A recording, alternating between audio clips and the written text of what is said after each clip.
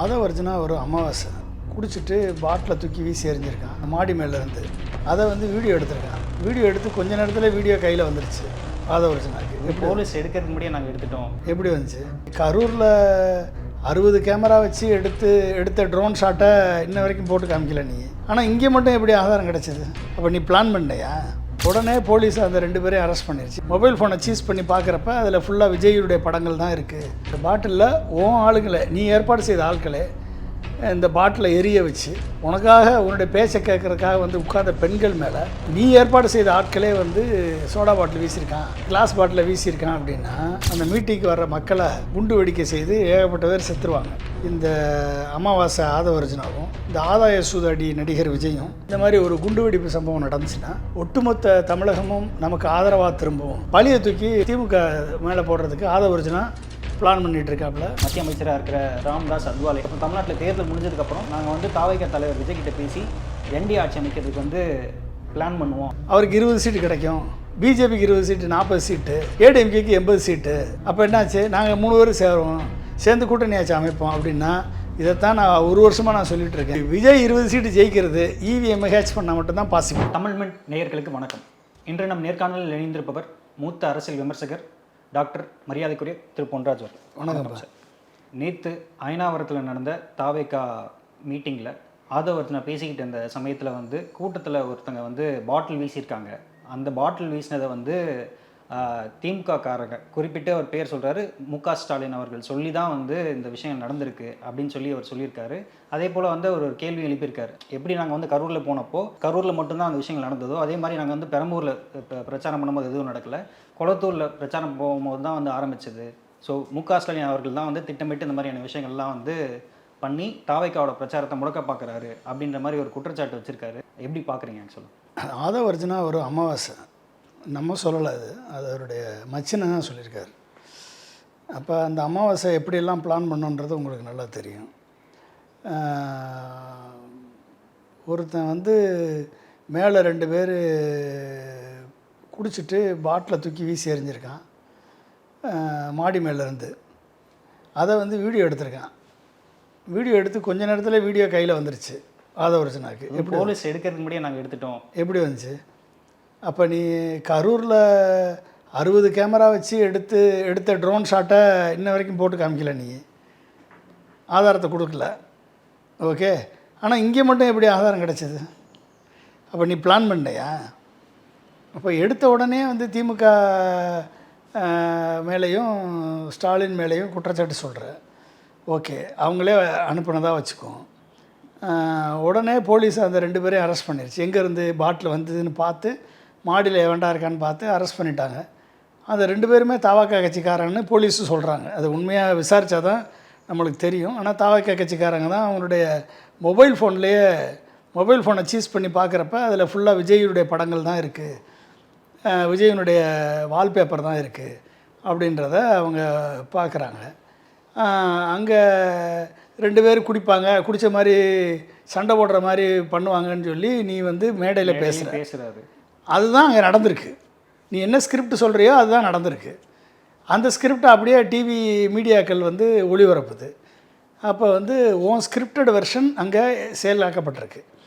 அப்போ உன்னை நம்பி வந்து உட்கார்ந்துருந்த பெண்கள் இந்த பாட்டிலில் ஆளுங்களை, நீ ஏற்பாடு செய்த ஆட்களே இந்த பாட்டிலை எரிய வச்சு உன்னை நம்பி வந்து உனக்காக ஓட்டு போட, உனக்காக உன்னுடைய பேச்சை கேட்குறதுக்காக வந்து உட்கார்ந்த பெண்கள் மேலே நீ ஏற்பாடு செய்த ஆட்களே வந்து சோடா பாட்டில் வீசியிருக்கான், இல்லை கிளாஸ் பாட்டில் வீசியிருக்கான் அப்படின்னா அப்போ என்ன பாதுகாப்பு அந்த பெண்களுக்கு கொடுத்துருக்க நீ?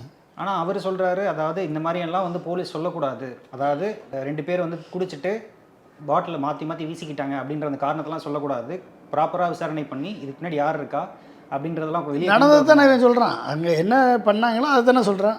2 பேரும் மேலே இருந்து தண்ணியை போட்டிருக்கான், தண்ணியை போட்டு வீசியிருக்கான்.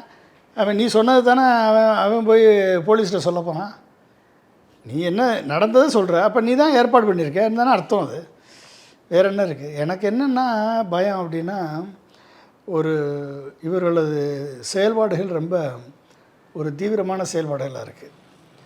ஒரு 41 பேர் மரணமடைந்த பின்பு அந்த மரணத்துக்கு காரணமான விஜயும் ஆதவர்ஜுனாவும் அதை பொறுப்பேற்காமல் அதை வந்து பின்னங்கால் பெடரில் பட 2 பேரும் ஓடி போனவர்கள்.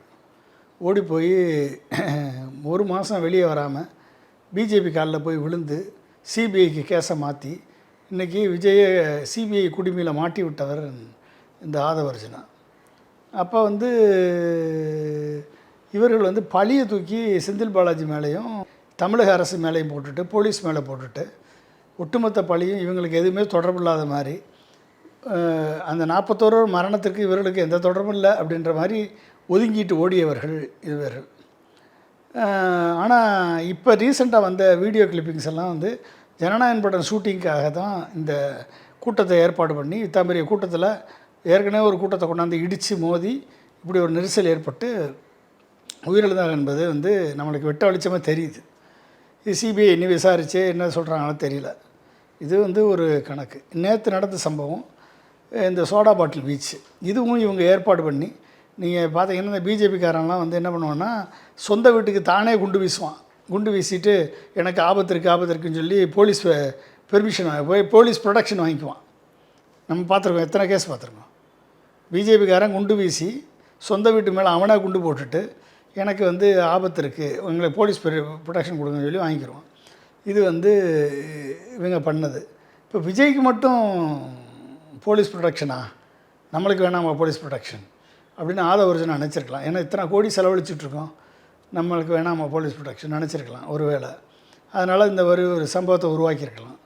இதில் என்ன எனக்கு என்னென்னா ஒரு மிகப்பெரிய சதித்திட்டத்தினுடைய முன்னுதாரணமாக முன்னோடியாக இந்த சம்பவம் இருக்குமா அப்படின்னு எனக்கு ஒரு சந்தேகம் இருக்குது. என்ன அப்படின்னா வந்து ஒரு மிகப்பெரிய சந்தேகம், அது என்னுடைய சந்தேகம், அது உண்மையாகுமா இல்லையான்னு தெரியாது. நீங்கள் வந்து இந்த கோவப்படம் பார்த்தீங்களா? ஆமாம். கோவப்படத்தில் ஒருத்தன் கட்சி ஆரம்பிப்பான். அவன் வந்து நக்சல் பாரியிலேருந்து வந்திருப்பான். கட்சி ஆரம்பித்து மக்கள் மத்தியில் செல்வாக்கு பெறதுக்கு ஏகப்பட்ட வேலைகள் பண்ணிப்பான். ஆனால் இவனுக்கு அவனே அனுதாபம் தேடுற மாதிரி எதிர்கட்சிக்காரர்கள் தாக்கிட்ட மாதிரிலாம் நடிப்பான். ஆனால் அதெல்லாம் ஒன்றும் ஒத்து வரலைன்னு சொன்னோன்னா ஒரு குண்டை போட்டுருவோம். அப்போ ஒரு பெரிய மீட்டிங் ஏற்பாடு பண்ணி அந்த மீட்டிங்க்கு வர்ற மக்கள் நடுவில் குண்டை வச்சு குண்டு வெடிக்கை செய்து ஏகப்பட்ட பேர் செத்துருவாங்க. பழியை தூக்கி ஆளுங்கட்சி மேலே போட்டுருவான். போட்டு தேர்தலில் ஜெயிக்கிற மாதிரி ஒரு காட்சி வரும். எனக்கு அப்படி ஒரு சதித்திட்டத்தை இவங்க செஞ்சுருவாங்களோன்னு பயமாக இருக்குது. யார் இந்த நடிகர் விஜயும் இந்த அமாவாசை ஆதவர்ஜுனாவும் இந்த ஆதாய சூதாடி நடிகர் விஜயும் செஞ்சாலும் செய்வாங்க அப்படின்ற ஒரு பயம் இருக்குது. அப்போ அந்த ஒரு சூழல் இருக்கிறத தேர்தல் கமிஷன், தமிழக காவல்துறை, மற்ற ரெவென்யூ அதிகாரிகள் மற்றும் தமிழக முதல்வர் கவனத்தில் கொள்ளணும். மிகவும் இந்த கூட்டத்துக்கு, விஜய் கூட்டத்துக்கு வரக்கூடியவர்கள், ஆதவர்ஜுனா கூட்டத்துக்கு வரக்கூடியவர்கள், அந்த தாவேக்கா கூட்டத்துக்கு வரக்கூடியவர்களை அந்த இடத்த வந்து பாம் இருக்கான்றதை செக் பண்ணி தான் அலோவ் பண்ணணும். ஓகே. ரெண்டாவது, பொதுமக்களோட உயிருக்கு உடைமைக்கும் நம்ம வந்து முக்கியத்துவம் கொடுக்கணும். இவரை நம்பி வரக்கூடிய இளைஞர்கள், இளம் பெண்கள் விஜய்னு உயிரென வரவான்ற விஜயை நம்பி எங்கள் தலைவன், எங்கள் தளபதி அப்படின்னு சொல்லி வர்றாங்க. ஆனால் அவர்களே இந்த குண்டு வெடிப்புக்கு பலியாகிடக்கூடாது என்பது தான் நம்மளுடைய கவலை.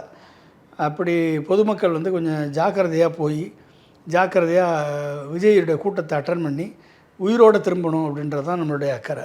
பார்த்து போயிட்டு வாங்க. நீங்கள் வந்து எந்த நேரமும் அந்த சதி செயலை இந்த அமாவாசையும் ஆதாய சூதாடி விஜயும் அவங்க வந்து செயல்படுத்தி தன் மீது, அதாவது பிரச்சாரத்துக்கு போகிறதுக்கு வலிக்குது விஜய்க்கு, வெயிலில் போய் பிரச்சாரம் பண்ண முடியலை, அதுக்காக வந்து பழியை தூக்கி காவல்துறை மேலேயும் மு.க. ஸ்டாலின் மேலேயும் போட்டுட்டு ஓடுறதுக்கு பார்க்குறாரு. அதனால் வந்து இந்த மாதிரி ஒரு குண்டுவெடிப்பு சம்பவம் நடந்துச்சுன்னா ஒட்டுமொத்த தமிழகமும் நமக்கு ஆதரவாக திரும்பும். ஏற்கனவே 41 பேர் செத்ததுக்கே தமிழ்நாடு மக்கள் வந்து நம்மளை மன்னிச்சிட்டாங்க, நம்ம 20 லட்சம் கொடுத்ததை ஏற்றுக்கிட்டாங்க, எனவே இன்னொரு குண்டுவெடிப்பு சம்பவத்தை ஈஸியாக பண்ணிடலாம் அப்படின்னு சொல்லி இவங்க சதிச்செயலில் ஈடுபட்டாலும் படலாம். இது எனது சந்தேகம் மட்டுமே. வந்து எனக்கு நான் சந்தேகத்தான் படுறேன், என்னுடைய ஆதாயபூர்வமாக எனக்கு தெரியாது. இந்த சந்தேகத்தை வந்து உண்மையாக ஆக்கிடக்கூடாது. அதுக்கு வந்து காவல்துறை விழிப்புணர்வோடு இருக்கணும், பொதுமக்களும் விழிப்புணர்வோடு இருக்கணும். விஜய் கூட்டத்துக்கு போகிறவர்கள் கொஞ்சம் உயிரை பத்திரமாக நினச்சி ஜாக்கிரதையாக போய் ஜாக்கிரதையாக வாங்க. விஜய் கூட்டத்தை அட்டன் பண்ணுங்க, அது தவறு இல்லை. ஆனால் உயிர் பத்திரம், எந்த நேரத்தில் எது நடக்கும் தெரியாது. பழியை வந்து திமுக மேலே போடுறதுக்கு ஆதவர்ஜுனா பிளான் பண்ணிகிட்ருக்காப்புல, விஜயும் பிளான் பண்ணிகிட்ருப்பாப்புல. ஏன்னா எல்லாத்தையுமே திமுக தான் செஞ்சதுன்னு சொல்லி திமுக மேலே தான் போட்டுட்ருக்காங்க.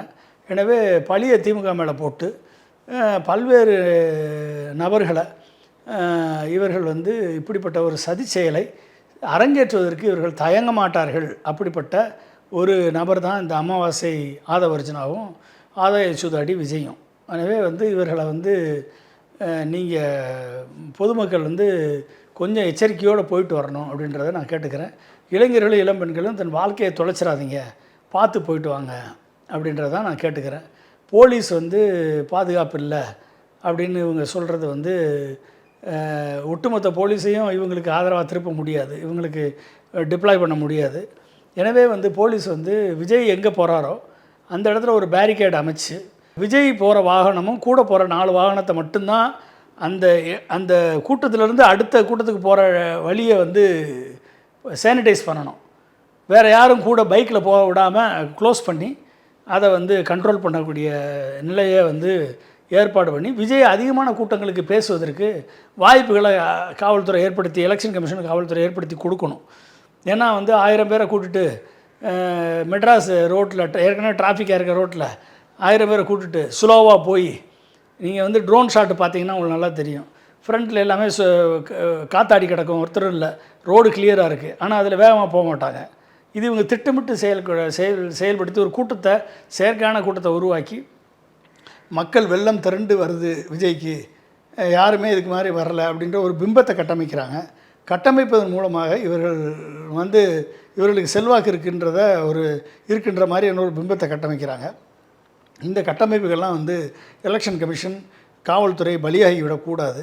இவர்களை சானிடைஸ் பண்ணி இவர்களை வந்து ஒரு சேனலைஸ்குள்ளே 2 பக்கமும் பேரிகேடு போட்டு அதுக்குள்ளே விஜய் கார் மட்டும் போகிற மாதிரி, விஜய் கூட வர 4 கார் பெர்மிஷன் உள்ள கார் மட்டும் போகிற மாதிரி மற்றதை க்ளோஸ் பண்ணி டோட்டலாக வந்து வேறு யாரையும் ஃபாலோ பண்ணுறதுக்கு அலோவ் பண்ணாமல், ஃபாலோ பண்ணுறவங்கள அரெஸ்ட் பண்ணி தூக்கி உள்ளே கொண்டு போய் வைக்கிறதுக்கான வேலையை பண்ணால் தான் விஜயால் வந்து இன்னும் 20 நாளுகளில் எல்லா கான்ஸ்டியூஷனுக்கும் போக முடியும். அப்போ விஜய் வந்து எல்லா கான்ஸ்டியூஷனுக்கும் போகணும், பிரச்சாரம் பண்ணணும். அவருக்குள்ள ஏன்னா எம்டி கண்டென்ட் தான் இருக்குது. ஏன்னா மேக்ஸிமம் என்ன பேச போகிறாப்புல, டிஎம்கே வர்சஸ் டிவிகேன்னு சொல்ல போகிறாப்புல, எல்லாம் கான்ஃபிடென்ட்டாக இருங்கன்னு சொல்ல போகிறாப்புல, திமுகன்னு சொல்லி புலம்புவாப்புல, அப்புறம் வந்து நெஞ்சில் குடியிருக்குன்னு சொல்லுவாப்புல. இந்த 4 வசனத்தை விட வேறு ஒன்றும் வசனம் இல்லை. நான் எல்லாத்தையும் இழந்துட்டு வந்திருக்கேன், என்னத்தை இழந்துட்டு வந்தாலும் தெரியாது. அப்போ இந்த 4 வசனத்தை திருப்பி தேஞ்சு போன ரெக்கார்டு மாதிரி பேசுகிறதுக்கு, அட்லீஸ்ட் அதையாவது அலோவ் பண்ணுறதுக்கு தேர்தல் கமிஷனும் காவல்துறையும் ஒரு சானிடைஸ் பண்ணி அதை வந்து எனேபிள் பண்ணணுன்றதை நான் வேண்டுகோள் விடுக்கிறேன். அதே நேரத்தில் எங்கே விஜய் கூட்டம் நடத்தினாலும் குண்டு வெடிப்பு ஸ்குவாடை வந்து ஃபுல்லாக தரவாக சானிடைஸ் பண்ணி செக் பண்ணி யாரெல்லாம் உள்ளே போகிறாங்களோ அத்தனை மக்களையுமே செக் பண்ணி தான் ஒரு இது வழியை தான் அனுப்பி இப்போ மக்களுடைய பாதுகாப்பு முக்கியம். மக்கள் வந்து குண்டு வெடிப்புக்கு இவர்களது சதித்திட்டத்திற்கு பலியாகி விடக்கூடாது என்ற ஒரு எச்சரிக்கையை நான் வந்து ஒரு வேண்டுகோளாக வந்து பொதுமக்களுக்கும் இளைஞர்களுக்கும் இளம்பெண்களுக்கும் விஜயை நம்பி போகிறவர்களுக்கும் நான் வைக்கிறேன். அதே நேரத்தில் காவல்துறை, எலெக்ஷன் கமிஷன் இதை கருத்தில் கொண்டு, முதலமைச்சரும் இதை கருத்தில் கொண்டு உடனடியாக ஒரு கூட்டத்தை போட்டு அந்த இந்த இதுக்கான ஏற்பாடுகளை செய்யணுன்றதை நான் கேட்டுக்கிறேன். ஆதவர்ஜுனா வந்து என்ன சொல்கிறாரு அப்படின்னா, மு.க. ஸ்டாலின் அவர்கள் வந்து பிரச்சாரத்துக்கு போகும்போது அவங்க வந்து வண்டி மேலே ஏறி கை காட்டும் போது அதெல்லாம் வந்து பிரச்சனையாக வராது, அவங்க ரோட் ஷோ பண்ணுறதுக்கு பிரச்சனை கிடையாது. இதே வந்து தாவேகா தலைவர் விஜய் அவர்கள் வந்து வண்டி மேலே ஏறி நின்று மக்களை பார்க்கறதுக்காக கை காட்டினா அது வந்து பெர்மிஷன் கிடையாது அப்படின்னு சொல்லி கேஸ் போடுறாங்க. இப்போ இந்த மாதிரி வந்து ஒரு இடத்துக்கு போகும்போது மக்கள் வெள்ளம் சுற்றி வந்துக்கிட்டே இருக்குது. ஸோ அந்த இடத்துல தலைவர் வெளியே நின்று கை காட்டாமல் உள்ளே இருக்கும்போது அந்த மக்கள் வெள்ளம் தொடர்ந்து வந்து வண்டி பின்னாடியே தொடர்ந்து வராங்க. நாங்கள் எங்கே பிரச்சாரத்துக்கு போகிறாங்களோ அந்த இடத்துல வந்து குவிகிறாங்க. அதனால தான் வந்து இந்த மாதிரியான சம்பவங்கள்லாம் நடக்குது. ஏன் எங்களுக்கு இந்த மாதிரி பர்மிஷன் தரமாட்டீங்க அப்படின்னு சொல்லி அவர் கேட்குறாரு. ரோட் ஷோ எங்கேருந்து ஆரம்பிக்க போகிறேன், எங்கேருந்து முடிக்க போகிறேன்னு சொல்லு, பெர்மிஷன் வாங்க. இங்கேருந்து ரோட் ஷோ நான் ஆரம்பிக்க போகிறேன்னு சொல்லு. உன்னுடைய கூட்டத்தை வந்து கண்ட்ரோல் பண்ணுறதுக்கு உனக்கு உன்னால் முடியலை, உன்னை பார்ட்டி என்னால் முடியலை. நீ வந்து மு.க. ஸ்டாலின் போகிற இடத்துல அவங்க பெர்மிஷன் வாங்கியிருக்கலாம். அந்த இடத்துல இருக்கக்கூடிய தொண்டர்கள் வந்து கட்டுக்கோப்பாக அவரை மட்டும் பார்த்து கையாட்டியிருக்கலாம். உன் தொண்டர்கள் உன் மேலே வந்து விழுகிறான். அப்போ வந்து உன்னை யார் எந்திரிச்சு நிற்கக்கூடாதுன்னு சொன்னது? எந்திரிச்சு நின்று ரோட் ஷோ மாதிரி ஆரம்பிச்சேன்னா நீ ஒட்டுமொத்த சென்னையை டிராஃபிக் ஜாம் ஆக்கிட்டு போயிடுவ, எப்படி அலோவ் பண்ணுவாங்க? அதனால் வந்து நீ எந்த கூட்டத்துக்கு போறியோ அங்கே வந்து எந்திரிச்சு நின்று கை காட்டிட்டு போகணும். யார் வேணாம்னு சொன்னேன்? இப்போ கை காட்டி தானே பேசினேன், எந்திரிச்சுன்னு தானே பேசினார். ஆனால் அப்படி தானே அப்படி பேசினதுக்கு தான் வந்து கேஸ் போடுறீங்க அப்படின்னு சொல்லி எப்படி கேஸ் போடுவாங்க? நீ 5 ஒளிபரப்பு பெர்மிஷன் ஆகிட்டு 10 20 ஒளிபரப்பு வச்சேன்னா கேஸ் போட தானே செய்வான். அது ரெகுலர் தானே. அது என்ன பெர்மிஷன் வாங்கியிருக்கோ அதை செய்யாமல் அதை மீறி செய்யும் போதும் கேஸ் போடத்தான் செய்வாங்க. அப்போ நீ என்ன உனக்கு எஸ்ஓபி என்ன கொடுத்துருக்காங்களோ அதுபடி நீ இப்போ நடத்துக்கோ. அவங்க எஸ்ஓபி படி நடக்கிறாங்க, அவங்க மேலே கேஸ் இல்லை. நீ எஸ்ஓபி படி நடக்கிறது இல்லை, அதனால் அவன் மேலே கேஸ் வருது. அதுக்கு என்ன பண்ண முடியும்? அதே போல் வந்து இந்த மாதிரி வந்து பாதுகாப்பு குறைபாடு இருக்குது. போலீஸ்காரங்க வந்து நாங்கள் கேட்குற வந்து பெர்மிஷன் தரமாட்டுறாங்க. அதே போல் தலைவர் விஜய் அவர்களுக்கும் விஜயை பார்க்க வர மக்களுக்கும் வந்து போதிய பாதுகாப்பு தரமாட்டுறாங்க அப்படின்னு சொல்லிட்டு ஆதரவுனா தமிழ்நாடு தலைமை தேர்தல் ஆணையர் அர்ச்சனா பட்நாயக் அவங்கள சந்தித்து வந்து கடிதம் கொடுத்துருக்காரு. அதே போல் வந்து விஜய்க்கு ஒய் பாதுகாப்பு இருக்குது, இருந்தாலும் வந்து தமிழக அரசு வந்து போதிய பாதுகாப்பு தரமாட்டுறாங்க, பிரச்சாரம் போகும்போது போதிய பாதுகாப்பு விஜய்க்கு கிடைக்க மாட்டுது அப்படின்னு சொல்லிட்டு தாவைக்கா துணை பொதுச் செயலாளர் சிடி நிர்மல்குமார் அவர் வந்து உள்துறை அமைச்சர் அமித்ஷா அவர்களுக்கும் கடிதம் எழுதியிருக்காரு. இந்த விஷயங்கள்லாம் நீங்கள் எப்படி பார்க்குறீங்க? இவங்க என்ன வேணாலும் சொல்லலாம். ஒட்டுமொத்த தமிழ்நாடு போலீஸும் விஜய்க்காக ஒர்க் பண்ணணும்னு நினைக்கிறாங்களா? அது நடக்காது தம்பி, கண்டிப்பாக நடக்காது. கனவுல கூட நடக்காது. ஒட்டுமொத்த தமிழ்நாடு போலீஸும் உனக்காக பாதுகாப்பெல்லாம் தரமாட்டாங்க. நீயா ஒரு பாதுகாப்பு படை உருவாக்கிற வேண்டியது ஏன்னா கோடிக்கணக்கில் வச்சுருக்கீங்களா 2 பேரும் சேர்ந்து. நீ லாட்ரியில் சுரண்டுற பணம் ஓன்ட்ட இருக்குது. உச்சபட்ச நடிகராக வந்து நீ வந்து 500 கோடி காமிச்சிருக்க, ஆனால் 6000 கோடி சம்பாரிச்சிருக்க. 500 கோடி தான் காமிச்சிருக்க கணக்கில், மிச்சம் இருக்க பணமெல்லாம் கள்ளப்பணமாக வச்சுருக்க. அதை வச்சு தொண்டர் படையை நியமித்து பாதுகாப்பு போட்டுக்கிற வேண்டியதானே. நீ போராடமெல்லாம் போலீஸ் பாதுகாப்பு போடுறதுக்கு நீ என்ன சார்ஜ் புஷ்ஷா, இல்லை வந்து ட்ரம்ப்பா, இல்லை ஒபாமாவா, இல்லை வந்து ஜிபிங்கா உனக்கு வந்து எல்லாத்தையும் பாதுகாப்பு கொடுக்குறதுக்கு? நீ ஆஃப்டரால் ஒரு நடிகை, நீ ஒரு கட்சி ஆரம்பிச்சிருக்க. நீ மக்களோட மக்களாக தான் இருக்கணும், மக்களோட மக்களாக தான் போகணும், மக்களோட மக்களாக தான் வரணும். உன்னுடைய கூட்டத்தை கண்ட்ரோல் பண்ணுறதுக்கு நீ தான் தொண்டர்பட வச்சுக்கணும். வைகோ வச்சுருக்க மாதிரி, பிஜேபி வச்சுருக்க மாதிரி, காங்கிரஸ் வச்சுருக்க மாதிரி, டிஎம்கே வச்சுருக்க மாதிரி தொண்டர்பட வச்சுக்கணும். அந்த தொண்டர்படை வச்சுக்கிட்டு கண்ட்ரோல் பண்ணி கொண்டு போகணும். அதை விட்டு சும்மா போலீஸ்னால் என்ன வேறு வேலை இல்லை போலீஸுக்கு? வேறு வேலை இல்லை. நீ உனக்கோ உன் பின்னாலேயும் சுற்றிட்டு தான் வேலையா? உன் பின்னாலேயும் ஆதரவு அப்படின்னாலும் சுற்றிட்டு தான் வேலையா? நீ கோடிக்கணக்கில் கொள்ளையடிச்சிட்டு வந்து இங்கே தமிழக அரசியலை பால்படுத்திகிட்டு இருப்பீங்க. உங்களுக்கு பின்னால் பாதுகாப்பு கொடுக்குறது தான் உனக்கு வேலையா? கவர்மெண்ட் என்ன சொல்லுதோ, எலெக்ஷன் கமிஷன் என்ன சொல்லுதோ அந்த எஸ்ஓபி படி ஒழுங்காக நடந்து கூட்டம் நடத்தினா நடத்து. அதை விட்டுட்டு நான் இப்படி தான் பண்ணுவேன் அப்படி தான் பண்ணுவேன்னா இப்போ என்ன உன்னால் முடியுமோ அதான் நடக்கும், வேறு என்ன நடக்கும்? அதே போல் வந்து ஆதவர்ஜுனா சொல்கிற ஒரு விஷயம் வந்து, அதாவது நாங்கள் கரூரில் போகும்போது செந்தில் பாலாஜி அவரோட தொகுதியை வச்சு இந்த மாதிரி வந்து வன்முறையை தூண்டி இது பண்ணுறாங்க. அதுக்கப்புறம் முதலமைச்சர் தொகுதிக்கு போகும்போது சேகர் பாபுவை வச்சு கேஸ் போட்டு மிரட்டுறாங்க. இந்த மாதிரியான விஷயங்கள்லாம் நடக்குது. இப்போ வந்து நாளைக்கு வந்து திருச்சி அங்கே போய் வந்து வேட்புமனு தாக்கல் செய்ய போகிறாரு. அந்த இடத்துல வந்து போதிய பாதுகாப்பு கொடுக்கணும் அப்படின்ற மாதிரி சொல்கிறாங்க. அது போக வந்து தாவைக்கா தலைவர் பிரச்சாரத்துக்கு வந்து உரிய பாதுகாப்பு வந்து தர மறுக்குது. அதாவது ஸ்டாலின், முன்னாள் முதல்வர் ஸ்டாலின் அவருடைய அவருக்கு சார்பாக இருக்க காவல் அதிகாரிகள் பாதுகாப்பு தர மறுக்கிறாங்க அப்படின்ற மாதிரி சொல்கிறாங்க. அது போக இன்னொரு விஷயம் பெரிய இப்போ பேசுபொருளாக மாறி இருக்கிறது, இந்திய குடியரசுக் கட்சியின் தலைவர் மத்திய அமைச்சராக இருக்கிற ராம்தாஸ் அத்வாலே அவர் வந்து என்ன சொல்லியிருக்காரு அப்படின்னா, அப்புறம் தமிழ்நாட்டில் தேர்தல் முடிஞ்சதுக்கப்புறம் பெரும்பான்மை இல்லாத சூழலில் நாங்கள் வந்து தாவைக்கா தலைவர் விஜய் கிட்ட பேசி என்டி ஆட்சி அமைக்கிறதுக்கு வந்து பிளான் பண்ணுவோம் அப்படின்ற மாதிரி பேசியிருக்காரு. இந்த விஷயங்கள்லாம் எப்படி சார் பார்க்குறீங்க? 2 விஷயம் கேட்டிருக்கீங்க. திருச்சியில் போகிறப்ப இப்போ என்னாச்சு? இப்போ 2 நாள் என்ன பண்ணிட்டு அவர் விஜய்? குழு வந்து இப்போ அடுத்து எங்கெங்கெல்லாம் பர்மிஷன் வாங்கணும் அப்படின்னு சொல்லி பிளான் போட்டிருக்கிறதுக்கு ஒரு குழு ஒன்று போட்டிருக்காரு. குழு. அப்போ ஆதவர்ஜுனாவுக்கு 66 கோடி கொடுத்துருக்கிய நீ வாய்ஸ் ஆஃப் காமன்ஸுக்கு. அப்போ அவன்லாம் வந்து இந்த பெர்மிஷன்லாம் வாங்க மாட்டானா? பணம் கொடுத்தானே வேலைக்கு வச்சுருக்க ஆதவர்ஜுனா கம்பெனியை. அவன் பெர்மிஷன்லாம் வாங்க மாட்டானா ப்ராப்பராக? 3 நாள் போய் தூங்கிட்டு இருப்பியா வீட்டில் உட்காந்து, பனையூரில் உட்காந்து? அந்த ஆதவர்ஜுனா வந்து அந்த வாய்ஸ் ஆஃப் காமன்ஸ் கால் சென்டரை வச்சுட்டு அடுத்தவனை அவதூறு பரப்புறதுக்கும், சோசியல் மீடியாவில் உன் பொண்டாட்டி உட்பட அத்தனை பேரையும் அவதூறு படுத்துறதுக்கும், உன்னை எதிர்க்கிறவங்களையெல்லாம் கேவலப்படுத்துறதுக்கும், அவதூறு படுத்துறதுக்கும், மிரட்டுறதுக்கும் தான் அந்த கால் சென்டரா? தமிழக அரசும் எலெக்ஷன் கமிஷனும் இந்த கால் சென்டரை மூடணுமா இல்லையா? அவதூறு பரப்பக்கூடிய ஒரு கால் சென்டரை மூடியிருக்கணும். அந்த கால் சென்டரால் எந்த பிரயோஜனமும் இல்லை. விஜய் கூட பெர்மிஷன் கூட வாங்க முடியாதுன்னா அந்த கால் சென்டரில் எதுக்கு 66 கோடி கொடுத்த நீ? விஜய் ஆதவர்ஜுனா தொடர்புடைய 10 கம்பெனிக்கு 200 கோடிக்கு மேலே கொடுத்துருக்காப்புல.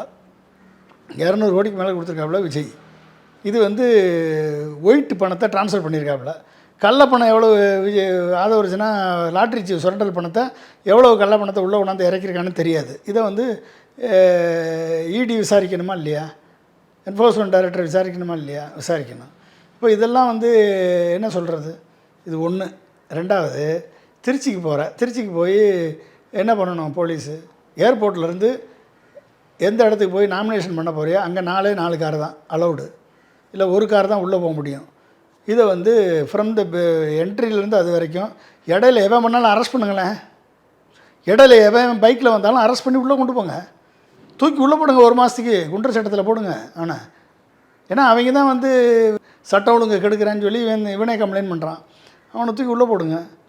அடுத்து நீ எங்கேருந்து எங்கே பிரச்சாரத்துக்கு போகிறியா, போகிறது எங்கே ஒரு பாயிண்ட்லேருந்து இன்னொரு பாயிண்ட்டுக்கு போகிறியா, 4 கார் மட்டும்தான் அலௌடு, மற்ற எவனும் உள்ளே கூட போகக்கூடாது. அங்கங்கே போகிறான்னா அவன் அங்கங்கே மோட்டர் பைக்கை பிடிங்க, அரெஸ்ட் பண்ணி உள்ளது இல்லைங்க. ஓகே, அப்போ காவல்துறை சரியாக ஒர்க் பண்ணதுன்னு அர்த்தம் தானே. ஓகே, அந்த 4 பேரை மட்டும் அலோவ் பண்ணுங்கள், மற்றவனெல்லாம் பிடிச்சி உள்ளதுக்கு போடுங்க, முடிஞ்சு போச்சு. ஓகே, அதே மாதிரி எங்கெல்லாம் மீட்டிங் போட போகிறான்னா அங்கெல்லாம் பாம்பு ஸ்குவாடை வச்சு ஃபுல்லாக செக் பண்ணி அலோவ் பண்ணுங்கள் மக்களை.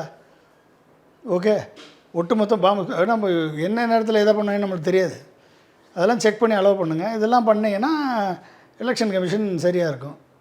சரியா, இது ஒன்று. ரெண்டாவது, ராம்தாஸ் அத்வாலே அவர் வந்து மினிஸ்டர், அவர் வந்து மத்திய ஒன்றிய அமைச்சரவையில் இருக்கார். அவர் வந்து இந்திய குடியரசுக் கட்சியினுடைய தலைவராக இருக்கார். அவர் வந்து இப்படி இந்த ஒரு கருத்தை சொல்லியிருக்கார், விஜய் கூட நாங்கள் கூட்டணி பேச்சுவார்த்தை நடத்துவோம், எலெக்ஷனுக்கு பிந்திய அவரோட ஆதரவை பெற்று கூட்டணி ஆட்சி அமைப்போம், இந்திய கூட்டணி ஆட்சி தமிழகத்தில் அமைப்போம், பாண்டிச்சேரியில் இந்திய கூட்டணி ஆட்சி இருக்குது, அதுபோல் தமிழகத்தில் அமைப்போம்னு சொல்லியிருக்காரு. அவர் வந்து அவருக்கு ஒன்றும் தெரியல. அதாவது என்ன பிரச்சனைன்னா, 5% வாக்கு கூட இல்லாத ஒரு விஜய் எப்படி 20 சீட் ஜெயிக்க முடியும்? 5% வாக்கு கூட, 5% வாக்கு தான் அவருடைய தொண்டர் வாக்கு இருக்குது. இன்னும் பொதுமக்கள் எவ்வளோ வாக்கு போட போகிறான்னு தெரியாது, எலெக்ஷன் முடிஞ்ச பிறகு தான் தெரியும்.